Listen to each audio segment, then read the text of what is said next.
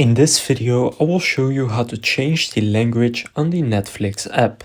So first just going to open up the Netflix app, then select the profile that is yours and that you want to change the language for, because it can be different for every single profile. For example, I'll click this one. Now after doing that, just click on My Netflix in the bottom right. Then here click in the top right on the three lines. From here click on Manage Profiles. Now here click on the one that you want to change the language for. So for example, I'll click on this one. Now here you can see display language, it's the fourth option. And for me right now it's English, but you can change it to any of these languages. For example, if I go and change it to French right here. Now if I go back and click done, you will see everything is now in French. So now you know how to change the language on the Netflix app.